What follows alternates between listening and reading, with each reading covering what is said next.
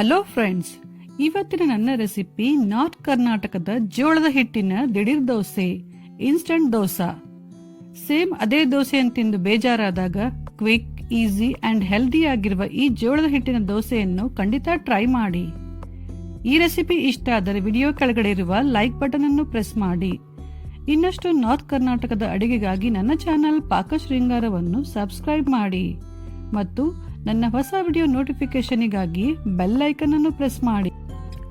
ಜೋಳದ ಹಿಟ್ಟಿನ ದೋಸೆ ಮಾಡಲು ಬೇಕಾಗುವ ಸಾಮಗ್ರಿಗಳು: ಸಣ್ಣದಾಗಿ ಕಟ್ ಮಾಡಿರುವಂತಹ ಈರುಳ್ಳಿ, ಹಸಿ ಖಾರ ತಗೋಬಹುದು, ಇಲ್ಲಾಂದ್ರೆ ಹಸಿಮೆಣಸಿನಕಾಯಿ ಸಣ್ಣದಾಗಿ ಕಟ್ ಮಾಡಬೇಕು ಕೂಡ ತಗೋಬಹುದು.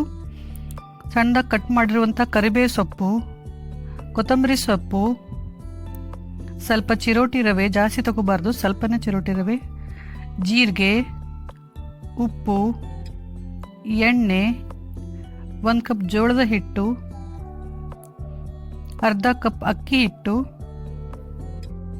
ಈ ರೆಸಿಪಿಗೆ ಬೇಕಾಗುವ ಸಾಮಗ್ರಿಗಳು ಮತ್ತು ಅದರ ಮೆಜರ್ಮೆಂಟ್ ಅನ್ನು ಡಿಸ್ಕ್ರಿಪ್ಷನ್ ಬಾಕ್ಸ್ ಅಲ್ಲಿ ಹಾಕಿದ್ದೇನೆ.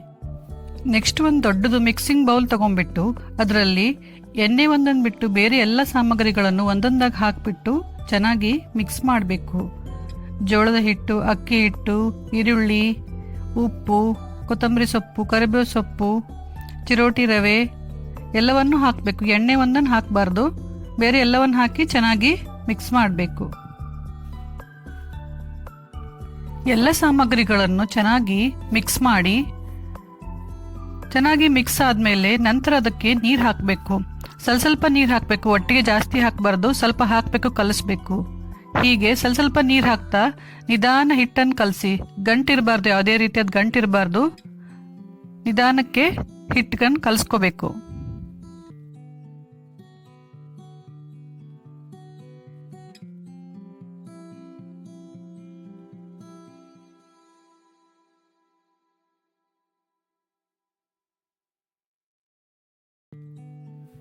ನೋಡಿ, ನಿಧಾನಕ್ಕೆ ನೀರು ಹಾಕ್ಬಿಟ್ಟು ನಾನು ಹಿಟ್ಟನ್ನು ಕಲಸಿ ರೆಡಿ ಮಾಡಿ ಇಟ್ಕೊಂಡಿದ್ದೀನಿ. ಈ ತರ ಇರಬೇಕು ಇದ್ರದ್ದು ಕನ್ಸಿಸ್ಟೆನ್ಸಿ. ಈ ನೀರು ದೋಸೆ ಇರುತ್ತಲ್ಲ, ಆ ತರ ಇದ್ರೆ ಸಾಕು. ಜಾಸ್ತಿ ತೆಳು ಆಗಬಾರ್ದು ಮತ್ತೆ ಜಾಸ್ತಿ ದಪ್ಪನ ಇರ್ಬೋದು, ಇಷ್ಟಿರಬೇಕು. ಈಗ ಹಿಟ್ಟು ರೆಡಿ ಆಗಿದೆ. ನೆಕ್ಸ್ಟ್ ದೋಸೆ ಹಾಕೋಣ. ನೆಕ್ಸ್ಟ್ ದೋಸೆ ತವಾನ ಚೆನ್ನಾಗಿ ಬಿಸಿ ಮಾಡಿ, ತವಾ ಚೆನ್ನಾಗಿ ಬಿಸಿ ಆದ್ಮೇಲೆ ಅದಕ್ಕೊಂಚೂರು ಎಣ್ಣೆ ಸವರ್ಕೊಳ್ಳಿ ತವಾಗೆ.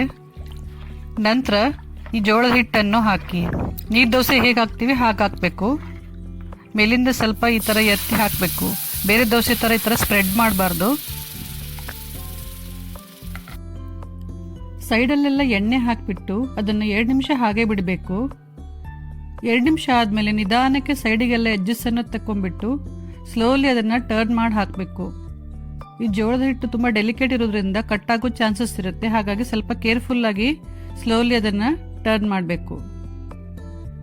ಹಿಟ್ಟನ್ನು ಕಲಸುವಾಗ ಅದಕ್ಕೊಂಚೂರು ಸಕ್ಕರೆ ಹಾಕೊಂಡ್ರೆ ಕಲರ್ ಚೆನ್ನಾಗಿ ಬರುತ್ತೆ ದೋಸೆಗೆ. ಒಂದು ಸ್ವಲ್ಪ 1 ಟೀ ಸ್ಪೂನ್ ಸಕ್ಕರೆ ಹಾಕೊಂಡ್ರೆ ಚೆನ್ನಾಗಿರುತ್ತೆ.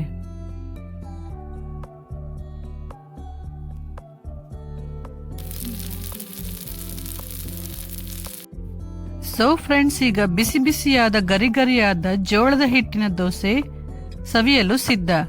ನಾನು ಇದನ್ನು ಚಟ್ನಿ ಜೊತೆ ಸರ್ವ್ ಮಾಡ್ತಾ ಇದ್ದೀನಿ.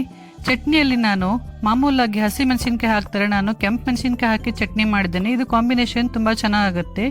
ಟ್ರೈ ಮಾಡಿ ನೋಡಿ. ಈ ರೆಸಿಪಿ ನಿಮ್ಗೆ ಇಷ್ಟ ಆದರೆ ಖಂಡಿತ ಕಮೆಂಟ್ ಸೆಕ್ಷನಲ್ಲಿ ಕಮೆಂಟ್ ಮಾಡಿ. ಹಾಗೂ ನನ್ನ ಚಾನಲ್ ಪಾಕ ಶೃಂಗಾರವನ್ನು ಸಬ್ಸ್ಕ್ರೈಬ್ ಮಾಡೋದು ಮಾತ್ರ ಮರಿಬೇಡಿ. Thank you.